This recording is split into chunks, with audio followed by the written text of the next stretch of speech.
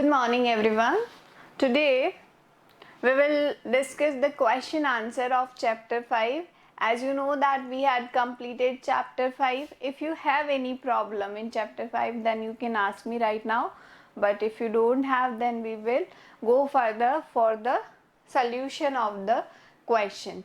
Okay, I will ask you question. तो देखो सबसे पहले जो क्वेश्चंस हैं हम बुक के अंदर वाली जो एक्सरसाइज है वहां से स्टार्ट करते हैं. तो पहला क्वेश्चन ये है कि who discovered cell and how. Cell की डिस्कवरी किसने और किस तरीके से की थी. कौन करेगा मुझे answer. Who discovered cell. Good morning ma'am. Yes, good morning. And how? So who will answer me? कौन आंसर करेगा. जय रोज नहीं आता है. Harsh Yadav is also not continue. Hanuman Sai Saini is also not continue. Regular student I mean. तो यही बताएंगे मुझे क्योंकि घर पे पढ़ते हैं ना ये. Who discovered cell and how. तो जय आंसर करो इसका.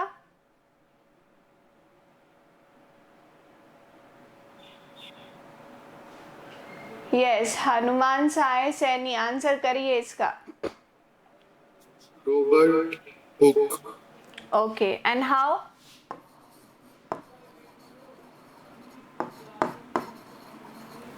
रॉबर्ट हुक ने डिस्कवरी की. किस तरीके से की, कैसे की.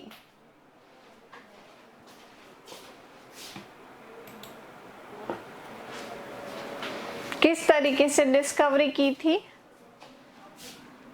इन कॉर्क सेल और कॉर्क स्लाइस के अंदर.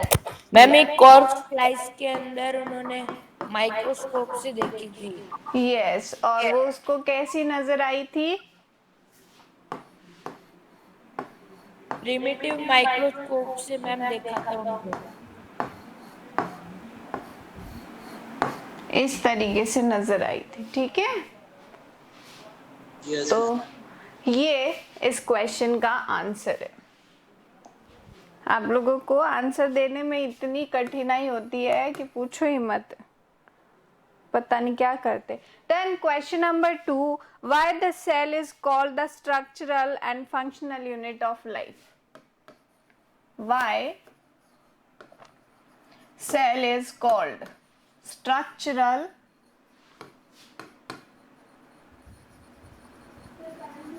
and functional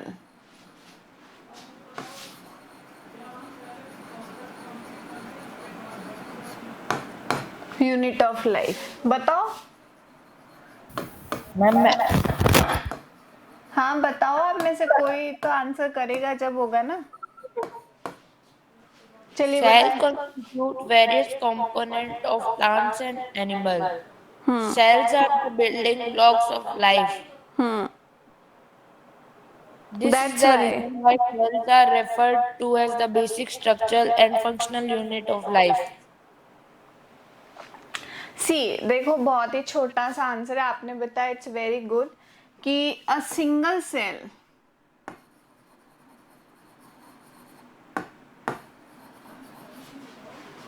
can carry. एक छोटी सी सेल जो होती है वो बहुत सी चीजों को कैरी कर सकती है. आपने सेल ऑर्गेनेल्स वगैरह पढ़े हैं ना. तो can carry all the necessary activities of life.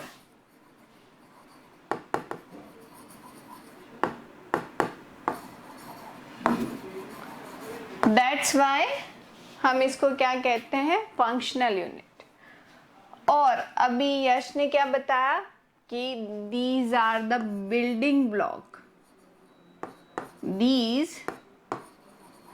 cells are building block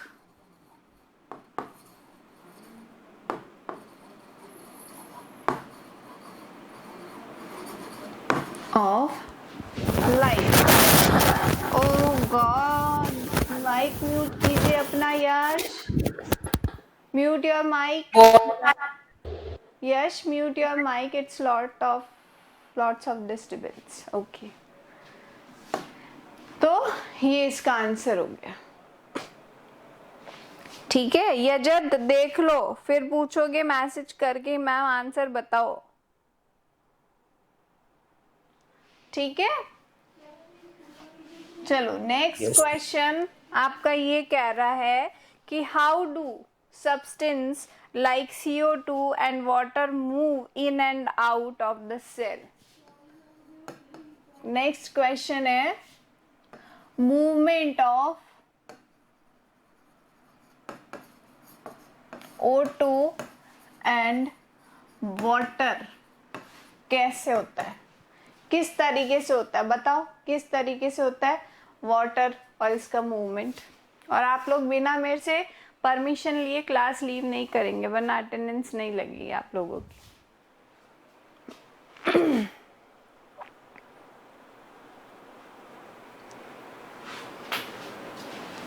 कैसे होता है, कहां से होता है मूवमेंट? सेल मेम्ब्रेन से, और सेल मेम्ब्रेन से मूवमेंट होता है उसे क्या बोलते हैं, क्या बोलेंगे उसे? सेल मेम्ब्रेन से जो मूवमेंट होगा वो डिफ्यूजन या osmosis? Osmosis. Yes, no, osmosis. तो कैसे मूवमेंट होता है? By osmosis through cell membrane. ठीक है, नेक्स्ट क्वेश्चन है why is plasma membrane is called a selectively permeable membrane.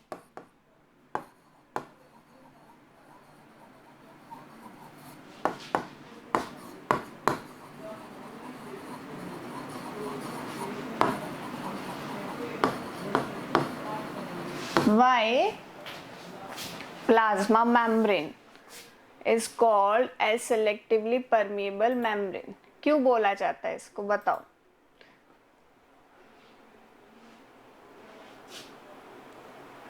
कौन आंसर करेगा आप में से?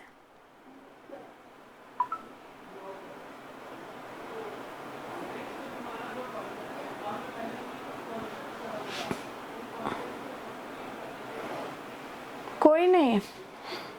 Ma'am, ma'am, because it allows only selective things to pass through it. Okay, because it allow selective molecules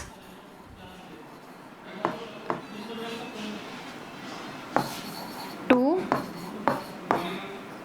pass is not to cross the membrane। ठीक है, inside और outside, इसलिए मैंने डायरेक्ट क्रॉस ही लिखा। क्रॉस कैसा भी हो सकता है, अंदर से बाहर, बाहर से अंदर, तो इसलिए हम इसको क्या बोलते हैं? सेलेक्टिवली परमेबल मेम्ब्रेन, और we can say semi permeable membrane also. अब आपकी बुक में एक फिल इन द ब्लैंक्स वाला है नेक्स्ट एक्टिविटी में, प्रोकैरियोट एंड यूकैरियोट का डिफरेंस है ना, निकालो उसको।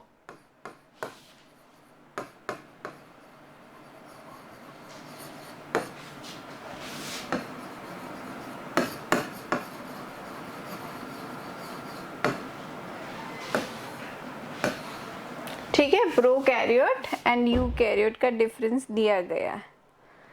पहली है इसकी साइज दी गई है। प्रोकैरियोट की साइज क्या होती है बताओ? स्मॉल साइज होते हैं। क्या मेजरमेंट रहता है इसका? 1 to 10 माइक्रोमीटर। यस, तुम लोग पढ़ते नहीं हो क्या बिल्कुल भी?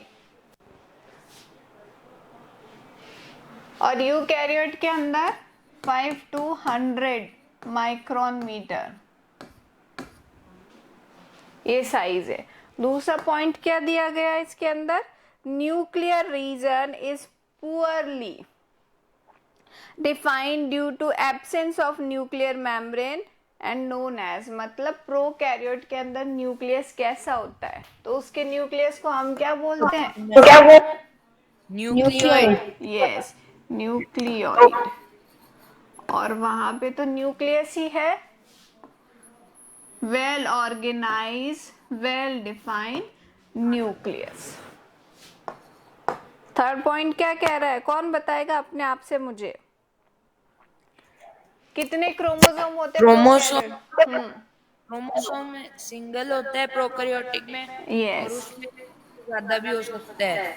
मोर देन वन, यहाँ लिखेंगे हम मोर देन वन, मोर क्योंकि देन। यस, क्योंकि सारे ऑर्गेनिज्म में अलग अलग होते हैं इसलिए। ठीक है, नेक्स्ट बताओ जल्दी से। Membrane bounded cell organelles present होते हैं या एब्सेंट होते हैं प्रोकैरियोट्स में? एब्सेंट होते हैं मैम मैम। एब्सेंट। यस, और यहाँ हम लिखेंगे प्रेजेंट। तो देखो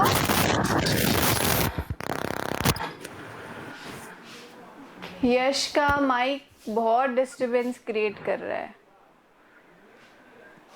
माइक म्यूट रखा करो बेटा आप, है ना, यहाँ प्रेजेंट। तो मैं क्या बता रही थी, ये देखो ये डिफरेंस भी हो गए प्रोकैरियोट और यूकैरियोट के बीच में।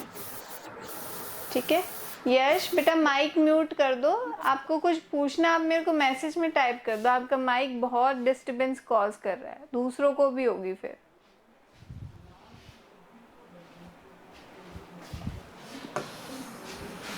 ये डिफरेंस हो गया, क्लियर? तो अभी के अभी ये जो है सारी चीजें लर्न होनी चाहिए। जस्ट मिनट, पानी पी दो। कोई प्रॉब्लम है इसमें से, कोई पॉइंट नहीं समझ में आया हो आप लोगों को तो? No ma'am.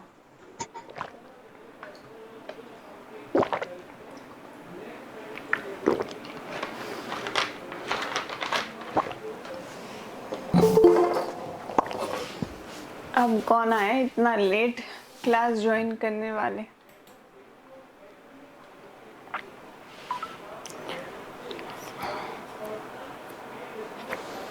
चलिए अब नेक्स्ट क्वेश्चन है। किसने ज्वाइन किया था अभी? मैम प्रियांशु सिंह ने। गया क्या वापस? Yes. Can you name the two organelles we have studied that contain their own genetic material? आप बता सकते हो किन्हीं दो जेनेटिक मटेरियल्स का नाम, सॉरी किन्हीं दो सेल ऑर्गेनेल्स का नाम जिसके पास अपना खुद का जेनेटिक मटेरियल होता है? कौन कौन से हैं वो बताओ? मिटोकॉन्ड्रिया और क्लोरोप्लास्ट। यस, तो आंसर क्या है? Mitochondria and chloroplast. One more thing, can you name the genetic material which they have? इनके अंदर जो जेनेटिक मटेरियल प्रेजेंट होता है, क्या आप लोग उसका नाम बता सकते हैं? क्लोरोप्लास्ट के अंदर जो जेनेटिक मटेरियल होता है उसको प्लास्टोम बोलते हैं। यस, तो प्रियांशु सिंह डीएनए नहीं है, वो प्लास्टोम है, और इसके अंदर जो होता है उसे हम कहते हैं कॉन्ड्रियोम।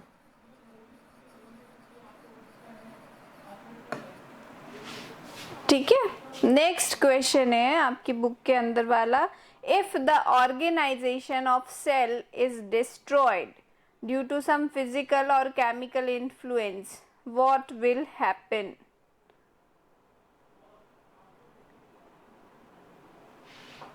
अगर सेल का केमिकल कॉन्स्टिट्यूशन हम डिस्ट्रॉय कर देते हैं, किसी वजह से सेल के अंदर कोई प्रॉब्लम हो जाए, तो क्या होगा ये बताएं।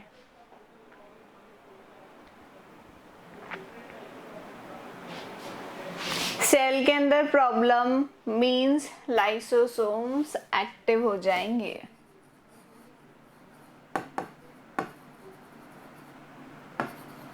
will active and digest the complete cell.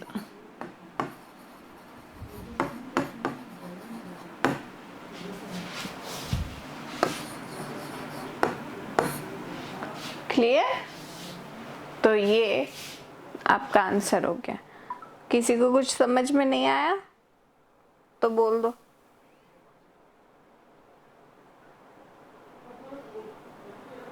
आ गया समझ में? ठीक है, नेक्स्ट क्वेश्चन है why lysosomes are known as suicide bags. Lysosome को सुसाइडल बैग्स के नाम से क्यों जाना जाता है, बताएं। कौन करेगा आंसर इसका? इतने सारे बच्चे हो। Jahnavi, I think you are reading third time.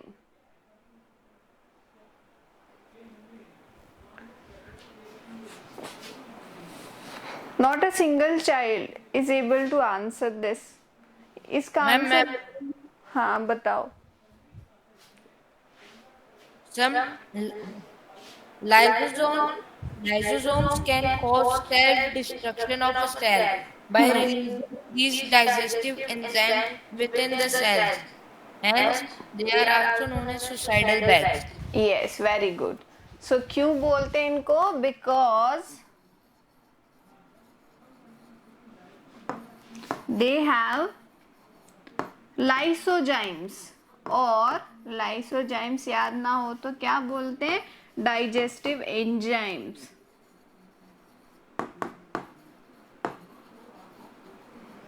Because they have digestive enzymes, and by releasing of digestive enzyme they can digest all the unwanted material or the complete cell. That's why they are known as suicidal bags. इसलिए इनको क्या कहा जाता है? suicidal bags. ठीक है? Now next question, where are proteins synthesized inside the cell? बताओ। Where are protein synthesized inside the cell? Cell के अंदर प्रोटीन का सिंथेसिस कहाँ होता है? राइबोसोम में। Yes, Ribosomes. आंसर है राइबोसोम्स।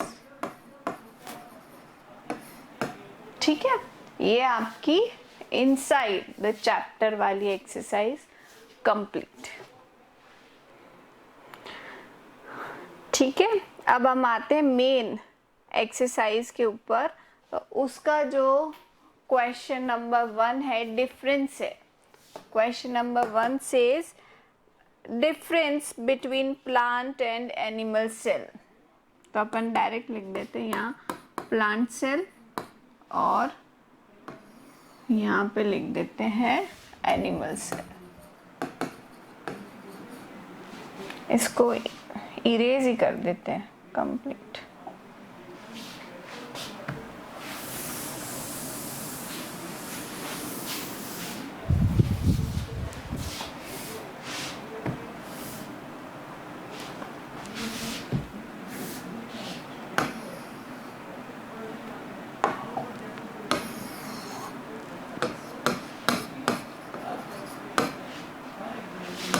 यस, करो अब मेरे को डिफरेंस बता दे और चलो जल्दी जल्दी।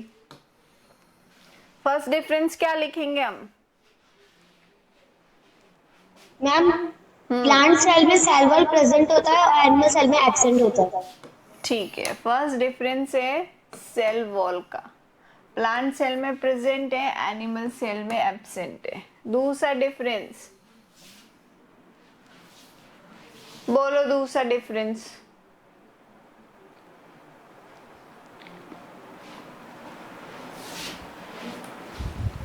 ये गौरव है, ये राज बिहारी शर्मा, तुम्हें प्लांट और एनिमल सेल में डिफरेंस नहीं पता है? हर्ष यादव है,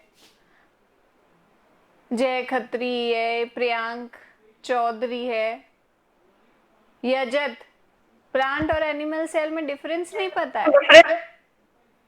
मैम हाँ, मैम एनिमल सेल बहुत स्मॉल होती है साइज में, और प्लांट सेल एनिमल सेल के कंपैरिजन में लार्ज होती है। ये डिफरेंस नहीं होता है, साइज का डिफरेंस नहीं दे सकते। बहुत से प्लांट ऐसे होते हैं जो छोटे भी होते हैं हमसे, वी आर एनिमल ना। Size is not a difference. Plant cell have chloroplast. Yes, second difference is chloroplast. किस में होता है? प्लांट सेल के अंदर होता है, एनिमल सेल के अंदर एनिमल नहीं सेल में नहीं होता है। यस, तो on the basis of chloroplast हम क्या बोलेंगे? Plant mode of nutrition. Plant कैसे होंगे? दे आर ऑटोट्रॉफिक, और ये कैसे होंगे? Heterotrophic.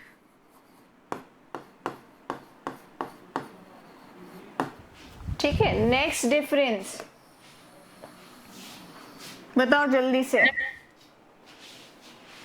Plant cell have a cell membrane. वो दोनों के पास ही होती है, एनिमल सेल और plant Plant cell. cells have many simpler units of Golgi apparatus called dictosine. मैंने डिक्टियोसोम्स करवाए नहीं है आपको, कहाँ से पढ़ के आंसर कर रहे हो? आपको पता है डिक्टियोसोम्स क्या होते हैं? हमारे सिलेबस का ही नहीं है ये। मैम मैंने नोट्स देखे मेरे पास, उसमें देखा था। मैंने तो करवाया ही नहीं आपको, आपके काम का ही नहीं है डिक्टियोसोम वाला पॉइंट। मैम मैं आपको सेंड करके दिखाती हूँ। हाँ, मैम, मैं बिल्कुल, पहले ये 9th की क्लास के अंदर का है ही नहीं डिक्टियोसोम्स वाला पॉइंट।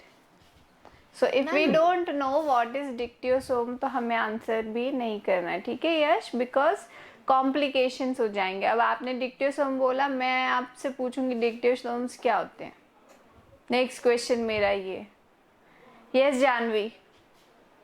मैम न्यूक्लियस दोनों प्रेजेंट होते हैं, बट प्लांट सेल में वो वन साइडेड होते हैं और एनिमल सेल में वो सेंटर में होते हैं। यस, तो न्यूक्लियोसोम्स, न्यूक्लियोसोम्स क्या? Nucleus. Nucleus. Yes, position of nucleus, side, और इसके अंदर सेंटर।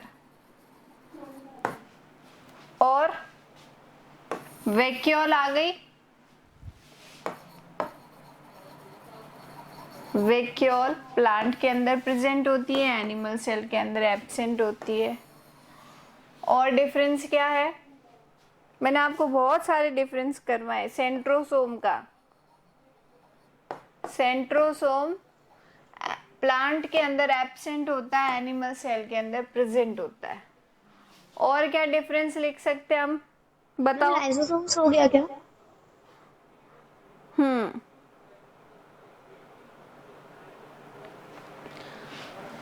सेल डिवीजन का डिफरेंस लिख सकते हो ना, ये भी बताया था मैंने। क्या होता है सेल डिवीजन का डिफरेंस?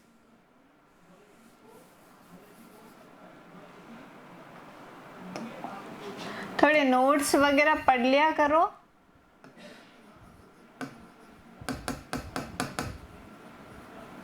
प्लांट सेल के अंदर क्या होता है? सेल डिवीजन कैसे होता है? By cell plate formation.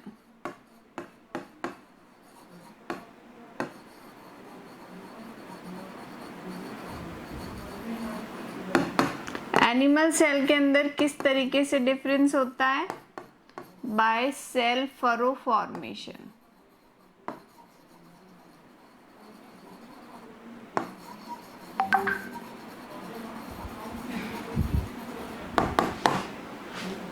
Clear? तो ये डिफरेंस है प्लांट और एनिमल सेल के अंदर। किसी पॉइंट में कुछ प्रॉब्लम तो पूछ लो।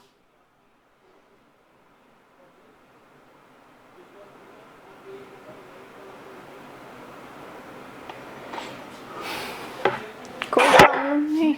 सेल के डिफरेंस में क्या होता है? क्या? क्या होता है डिवीजन में? ये पॉइंट पूछ रहे हो आपकी आवाज नहीं आ रही मेरे पास ढंग से। सेल डिवीजन वाला पॉइंट पूछ रहे हो?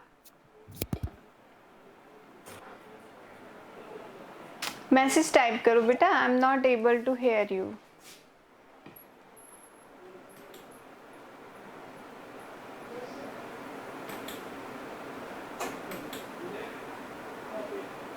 ओके सी, देखो इसके अंदर एक मिनट है ना,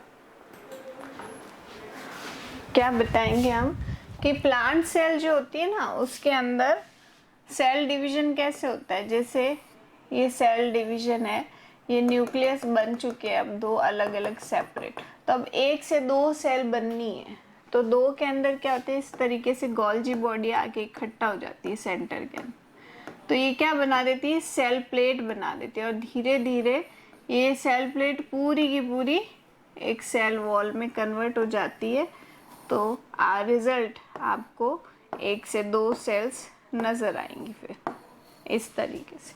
तो थ्रू सेल प्लेट, ये क्या है, सेल प्लेट फॉर्मेशन हो गया। दूसरा होता है सेल फरो, तो ये सेल है एनिमल सेल, इसके अंदर क्या होती है, सेंटर से इस तरीके से इनवॉल्यूटेड होने लग जाती है, और ये धीरे धीरे आपस में आगे बढ़ती रहती है, और इस तरीके से आप देखोगे कि कंप्लीट दो सेल्स के अंदर कन्वर्ट हो जाती है। तो ये क्या बना है, सेल फरो।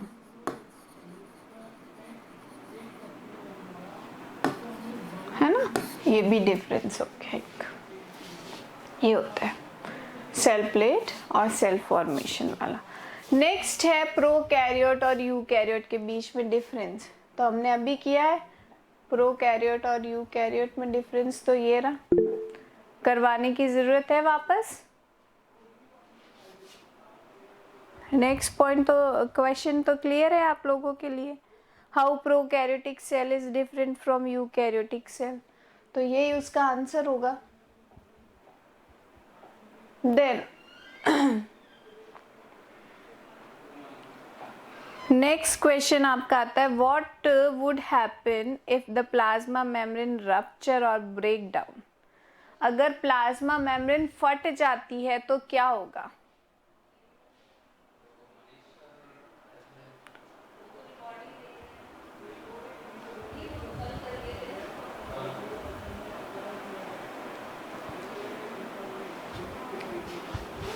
बताओ क्या होगा, किसी भी सेल की प्लाज्मा मेम्ब्रेन फट जाएगी तो क्या होगा।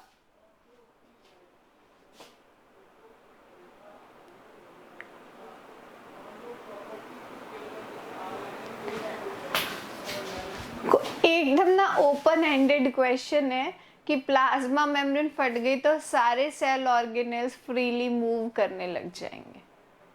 मैम वो फ्रीली मूव करेंगे। यस, सिंपल सा इसका आंसर है, क्या होगा, कुछ भी नहीं होगा। देन नेक्स्ट क्वेश्चन है, what would happen to the life of a cell if there was no Golgi apparatus, ये कह रहा है अगर गोल्जी एपरेटस नहीं हो तो क्या होगा। Storage of substance and manufacture of substance. Yes, मैंने आपको इसके फंक्शंस बताए थे ना गोल्जी बॉडी के सिक्रीशन होता है, स्टोरेज होता है, पैकिंग जो होती है पैकेजिंग, वो सारी चीजें नहीं होगी, गोल्जी एपरेटस नहीं होगा तो वो नहीं होगी। पैकेज मेन होता है पैकेजिंग, पैकेजिंग के थ्रू स्टोरेज भी होने लग जाता है, ठीक है। तो ये सब चीजें गोल्जी एपरेटस नहीं है तो ये सारी चीजें नहीं होंगी। देन नेक्स्ट क्वेश्चन है हमारा, which organelle is known as the powerhouse of cell and why, कौन सा सेल ऑर्गेनेल पावर हाउस के नाम से जाना जाता है।